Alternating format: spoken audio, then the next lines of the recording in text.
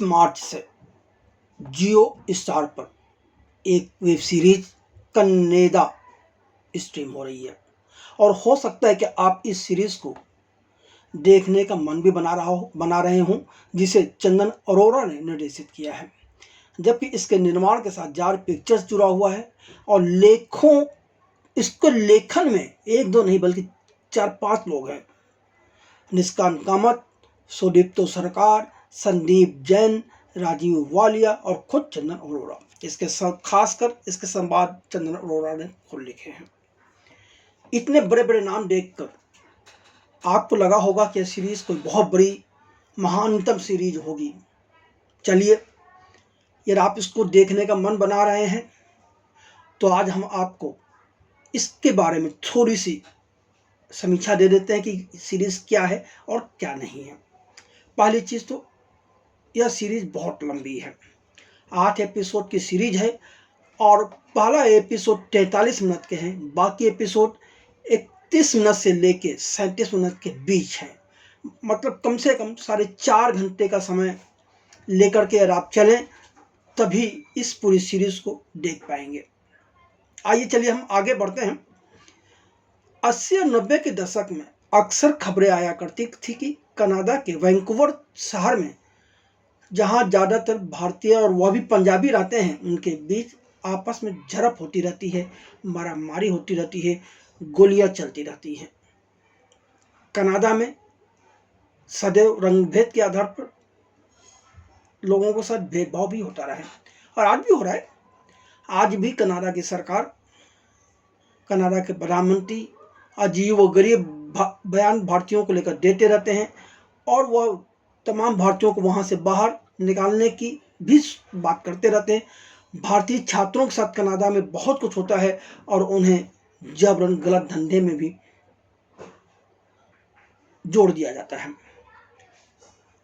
आपस में झगड़ा करने वाले इन भारतीयों को वहां की बोलचाल की भाषा में देसी बुलाया जाता रहा है। आज भी शायद यही सब यूज किया जा रहा है। एक वर्ग के लिए समृद्ध जीवन के सपनों की भूमि अपने दृष्टिकोण में काफी स्पष्ट है। लेखक और निर्देशक चंदन अरोड़ा सत्य घटनाओं के नाम पर आधारित इस सीरीज में पंजाबियों को ड्रग्स के धंधे में लिप्त होने के साथ ही बंदूकों और खून खराबे वाली जिंदगी जीते हुए ही दिखाया है। इसके अलावा इस सीरीज में कुछ नहीं है। तो क्या पंजाबियों की यही एक पहचान है जो चंदन अरोड़ा दिखा रहे हैं?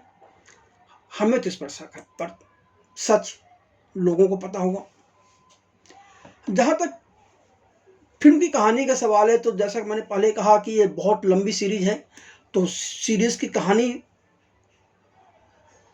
का नरेशन जो है मोहम्मद जीशान अय्यूब कर रहे हैं और नरेटर मोहम्मद जीशान अय्यूब को शब्दों में कहें तो इस कहानी को समझने के लिए कनाडा देश को समझना होगा, जहां एक ही देश में 2 देश बसते हैं। एक गोरों की फर्स्ट वर्ल्ड कंट्री कनाडा और दूसरा थर्ड वर्ल्ड कंट्री से आए अप्रवासियों का कनाडा, जिसके निवासियों को सेकंड क्लास सिटीजन समझा जाता रहा है। यह कहानी इसी तबके के एक ऐसे रैपर निर्मल चाहल उर्फ निम्मा की है, जिसके नाम में परमेश वर्मा है, जो कि पंजाबी के मशहूर गायक भी हैं और अभिनेता भी हैं। पहली बार वह OTT प्लेटफॉर्म पर आ रहे हैं। निम्मा कनाडा और कनाडा के बीच की दूरी को मिटाने के लिए कुछ भी करने पर आमादा है। यह कहानी केवल कनाडा के वैंकूवर शहर तक ही सीमित है, ये ध्यान रखिएगा। निर्मल चाहल उर्फ निम्मा का अतीत परेशानियों से भरा हुआ है।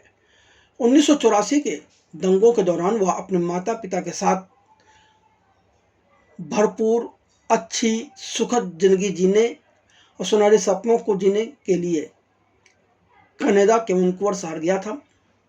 वह संगीत में अपना करियर बनाना चाहता है।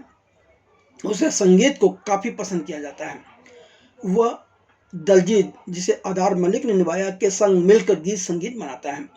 दलजीत के बहन हरलीन, जिसे जसमीन बाजवा ने निभाया है, से निम्मा का रोमांस भी चल रहा है। दोनों एक दूसरे को चाहते हैं और एक दूसरे के संग जिंदगी भी गुजारना चाहते हैं। निम्मा स्कॉलरशिप लेकर पढ़ाई करना चाहता है, इसलिए वह स्पोर्ट्स में बढ़ चढ़ कर हिस्सा भी लेता रहता है। कॉलेज में वह गोरों के खेल रग्बी में सिलेक्ट होने वाला पहला ब्राउन लड़का बन जाता है, मतलब सांवला लड़का बन जाता है। लेकिन यह बात गोरे कैसे बर्दाश्त कर ले? तो जिस लड़के का सिलेक्शन नहीं हुआ था वह साजिशन ड्रग रखने के जुर्म में फंसाकर निम्मा को टीम से बाहर करवा देता है। इसके बाद निम्मा को यकीन हो जाता है कि वह कितनी भी मेहनत कर ले, खुद को सुपीरियर समझने वाले इन कनाडावासी गोरों से इज्जत नहीं ले पाएगा। निम्मा निडर है, बेबाक भी है, महत्वाकांक्षी भी है। वह सफलता को पाने के लिए बड़े बड़े सपने भी देखता है और उसे पता है कि वह अपने सपनों को पूरा भी कर सकता है। निम्मा का मानना है कि अगर आपके पास पैसा है तो सब कुछ संभव है। यही वजह है कि ड्रग्स के झूठे आरोप में जेल से बाहर निकलने के साथ ही निम्मा कनाडा के ड्रग डीलर सरबजीत रंधावा, जिसे अरुणोदय सिंह नजर आएंगे, के साथ जुड़ जाता है। फिर उसकी मुलाकात राजनेता रंजीत बाजवा, यानी जिसे रणबीर शोरी निभा रहे हैं, से भी होती है, जिसका रंजीत बाजवा का वरद हस्त सरबजीत सिंह रंधावा पर है। एक बहुत बड़ा गैंग है जो कि इस ड्रग्स के धंधे को बहुत ऊंचाइयों तक ले जा रहे हैं। जैसे कि उम्मीद थी, निम्मा अपने सपनों को भूल जाता है और अपनी परिस्थितियों का शिकार बन जाता है। देखिए अंत क्या होगा ये तो सभी को पता है कि बुरे काम का बुरा नतीजा ही होता है। बहरहाल इस पूरी कहानी को वैंकूवर में कार्यरत एक भारतीय नारकोटिक्स अधिकारी संजय, जिसे मोहम्मद जीशान अयूब द्वारा सुनाया गया है, वह वैंकूवर में एक पुलिस अधिकारी है जो निम्मा व सरबजीत के हर कदम पर नजर रखने में काफी तेज है। लेकिन जब उसका अपने खुद के परिवार के सदस्यों के साथ जटिल गतिशीलता से निपटने का मसला आता है तो वह कमजोर पड़ जाता है, वहाँ वह कुछ नहीं कर पाता है। बहरहाल यदि इसके बावजूद आप सीरीज देखना चाहते हैं तो देख सकते हैं। कहानी इसके अलावा कुछ नहीं है, हमने आपको बता दी। अब सवाल है कि कन्नेदा सीरीज लंबी है, पर इसके माइनस और प्लस पॉइंट क्या है? क्या इसके लिए 4.5 घंटे का समय बर्बाद किया जाना चाहिए या नहीं? खैर, इसका निर्णय तो आपको ही लेना पड़ेगा। हम आपको इस सीरीज की कुछ अच्छाइयों और कुछ बुराइयों पर रोशनी डाल देते हैं। देखिए, सीरीज के लेखक 1, 2 नहीं 4, 5 हैं। इसके बावजूद यह सीरीज उबाऊ है, बोरियत करने वाली है। एडिटर से निर्देशक बने चंदन अरोड़ा ने खुद ही इसका सह लेखन करने के साथ ही इसके संवाद भी लिखे हैं। पर अफसोस, इस फिल्म के 1-2 संवादों को छोड़ो कोई ऐसा संवाद नहीं है जिसे आप याद करना चाहें या जो संवाद आपको इंस्पायर करे, प्रभावित करे या बहुत बेहतरीन लगे। मशहूर फिल्मकार राम गोपाल वर्मा ने चंदन अरोड़ा को 2003 में निर्देशक बनाते हुए फिल्म मैं माधुरी दीक्षित बनना चाहती हूँ के निर्देशन की जिम्मेदारी सौंपी थी, जिसका बनताधार करने में चंदन अरोड़ा ने कोई कसर बाकी नहीं रखी थी। इसके बाद चंदन अरोड़ा ने 2005 में असफल फिल्म मैं, मेरी पत्नी और वह का निर्देशन किया था। 2010 में उन्होंने स्ट्राइकर का निर्देशन किया था। इस फिल्म ने भी बॉक्स ऑफिस पर पानी नहीं मांगा था। पूरे 15 साल तक चंदन अरोड़ा केवल फिल्मों की एडिटिंग करते रहे और निर्देशन से दूरी बनाकर रखी थी। अब पूरे 15 साल बाद बतौर निर्देशक वह वेब सीरीज कन्नेदा लेकर आए हैं। तो उम्मीद की जानी चाहिए थी कि वह अपने सारे अनुभवों को इसमें डाल के इसे बेहतर बना लेंगे, पर ऐसा कुछ नहीं हुआ। चंदन अरोड़ा ने एक बेहतरीन विषय वस्तु को अपनी वेब सीरीज का आधार जरूर बनाया है, पर इस विषय वस्तु के साथ वह न्याय नहीं कर पाए। वह एक बहुत ही अलग धरे पर चले गए हैं। क्यों चले गए हैं पता नहीं। यार, हम ये कहें कि वह खास एजेंडे के तहत बाद में सीरीज बनाई है तो भी शायद सच हो। अब चंदन अरोड़ा ही सच बता सकते हैं कि उनके दिमाग में क्या चल रहा था और क्या नहीं चल रहा था। इन दिनों विदेशों में जिस तरह से अप्रवासियों के साथ भेदभाव हो रहा है वह किसी से छिपा नहीं है। कन्नेदा की कहानी विदेशी धरती पर देसी मुंडे के अपना अस्तित्व, अपना सम्मान तलाशने की जिद को चित्रित करती है। यानी कि शुरुआत तो कहानी की अच्छी है, सोच भी बहुत अच्छी है, ऐसा होना चाहिए इस ढंग की चीज़ों पर, रंगभेद पर सीरीज भी बननी चाहिए, फिल्में बननी चाहिए और उन्हें बाकायदा बहुत ही बेहतर तरीके से चित्रित भी किया जाना चाहिए। लेकिन कन्नेडा के 2 एपिसोड के बाद तीसरे एपिसोड से ही चंदन अरोड़ा और उनके लेखकों की टीम की पकड़ कमजोर पड़ने लगती है। यह पूरी टीम किसी भी किरदार को पूरी गहराई से रचने में असफल रहे हैं। दर्शक समझ ही नहीं पाता कि आखिर लेखक व निर्देशक कहना क्या चाहते हैं, वह बताना क्या चाहते हैं, वह किसके साथ हैं।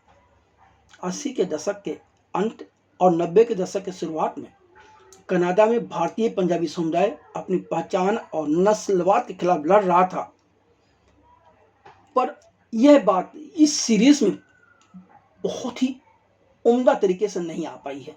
हाँ, समान अवसर के अधिकार के लिए देश में जो बढ़ती हिंसा थी उसे भी वह देख रहा था, और चंदन अरोड़ा ने इस सीरीज में केवल ड्रग्स में लिप्त भारतीय पंजाबी खासकर या बंदूक और गोली खून खराबा करता हुआ पंजाबी ही दिखाया है। क्या एक भारतीय दूसरे देश में जाकर यही करने जाता है? हमें तो ऐसा नहीं लगता। अब चंदन अरोड़ा ने सत्य घटनाक्रमों की बात की है, वह कौन से सत्य घटनाक्रम है शायद उन्हें ज्यादा पता होगा। फिल्म में निम्मा का एक संवाद है, मैं उन चीजों की तस्करी करता हूं जिनकी इजाजत सरकार नहीं देती, लेकिन उनकी नहीं जिनकी इजाजत हमारा जमीर नहीं देता है। वास्तव में जब निम्मा पर दबाव डाला जाता है कि वह ह्यूमन ट्रैफिकिंग करे, औरतों को कंटेनर में भरकर दूसरे देश में ले जाए, तो वह मना कर देता है। इससे उसके अंदर के जमीर की उसकी सोच भी सामने आती है, पर बाद में वह अजीब से घटनाओं से घिर जाता है और धीरे धीरे उसकी मूर्खताएं ही सामने आती हैं। यह लेखक और निर्देशक दोनों की कमजोरी का नतीजा है। इतना ही नहीं, ड्रग्स के व्यापार में लिप्त हुए भी निम्मा खुद कभी भी ड्रग्स या कोकीन का सेवन नहीं करता है, लेकिन अचानक एक दृश्य में जिस तरह से मुझे लगता है छठा या सातवां एपिसोड है, निम्मा को कोक सूंघने वाले गैंगस्टर के रूप में चित्रित किया गया है, वह बहुत ही हास्यास्पद ही नहीं बल्कि निर्देश की कमजोरी का प्रतिबिंब नजर आता है। निर्देशक का सारा ध्यान ड्रग्स के अवैध व्यापार, बंदूक और गोली तक ही सीमित है। सीरीज में प्रतिभाशाली कलाकारों का जमावड़ा है, मगर अफसोस चंदन अरोड़ा की अपनी कमजोरी चलते वह किसी भी कलाकार की प्रतिभा का सही ढंग से उपयोग नहीं करता है। अब सवाल यह है कि कलाकारों का अभिनय किस तरह का है। तो यदि आप समझदार दर्शक हैं तो आप समझ सकते हैं कि कलाकार तब मार खा जाता है जब उसे स्क्रिप्ट और संवादों का सहारा नहीं मिलता है। निम्मा रैपर के रूप में पूरी पीढ़ी को अपने खोल से बाहर आने के लिए प्रेरित करता है। निम्मा के किताब में परमेश वर्मा इस तरह से रैपर के रूप में मशहूर होते हैं कि वह उनके गीत को सुनकर युवा पीढ़ी के लोग भी निडर बनना चाहते हैं और अपने सम्मान के लिए लड़ने के लिए उतारू हो जाते हैं। परमेश वर्मा गैंगस्टर के रूप में भी अपनी अभिनय की छाप छोड़ने में सफल रहते हैं।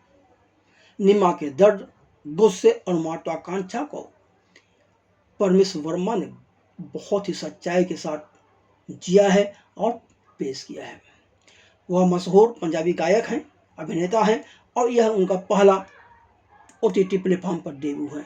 उस हिसाब से उन्होंने अपनी तरफ से इस सीरीज को आगे ले जाने के लिए, ऊपर ले जाने के लिए, चर्चा में लाने के लिए सारे प्रयास किए हैं, पर अफसोस निर्देशक और इसके का पूरा सहयोग नहीं मिल पाया, इसलिए बात बनी नहीं जो बननी चाहिए थी। सरबजीत रंधावा के मजबूत खलनायक के किरदार में अर्नोल्ड सिंह ने अपने अभिनय से लोगों को अपनी तरफ खींचते तो जरूर हैं, पर कहीं ना कहीं वह अपने आप को ही दोहराते हुए भी नजर आते हैं। रंजीत बाजवा के किरदार में रणवीर सोरी ठीक ठाक है, लेकिन उम्मीद थी कि वह कुछ करेंगे और अच्छा नजर आएगा, पर एक और चीज़ है, यह हमें समझना पड़ेगा और लेखक और निर्देशक को भी समझना पड़ेगा कि रंजीत बाजवा का किरदार उन्होंने जिस तरह से लिखा है वह बहुत अजीब सा और अनपढ़ लोगों के द्वारा रचा हुआ किरदार नजर आता है। कलाकार, जो किरदार लोगों को ड्रग्स के धंधे में लिप्त लोगों को वरदहस दे रहा हो, राजनीति का भी हिस्सा हो, जो पुलिस से भी संबंध रख रहा हो, वह कितना चालाक, कितना तेज हो सकता है, इसका तो अंदाजा होना चाहिए। लेकिन अफसोस ऐसा कुछ इस किरदार में नजर नहीं आता। निम्मा की प्रेमिका हलीम के किरदार में जैस्मिन बाजवा के हिस्से सच कहूं तो करने को कुछ आया ही नहीं। चंद दृश्य हैं जहां वह अपनी प्रतिभा दिखा भी नहीं पाती हैं और बहुत कमजोर नजर आती हैं। उन्हें अभिनय के क्षेत्र में अभी बहुत मेहनत करने की जरूरत है। शायद ज़्यादा काम किरदार उनको बढ़ाया गया होता, ठीक से रचा गया होता, शायद उनके अंदर की प्रतिभा बाहर आ जाती, पर ऐसा हो नहीं पाया है। जलजीत के किरदार में आदार मलिक चाहकर भी कुछ नहीं कर पाया। संजय रावत के किरदार में जिशान अयूब है।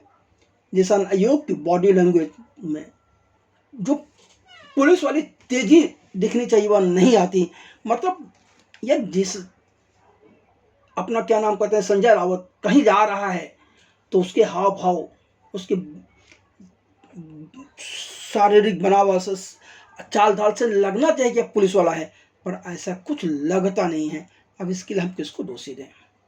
तो ये रहा वेब सीरीज कन्नेदा की हमारी तरफ से रिव्यू। अब इसे देखना है, समय 4.5 घंटे लगाना है या नहीं है, इसका अंतिम निर्णय तो आपको ही करना होगा।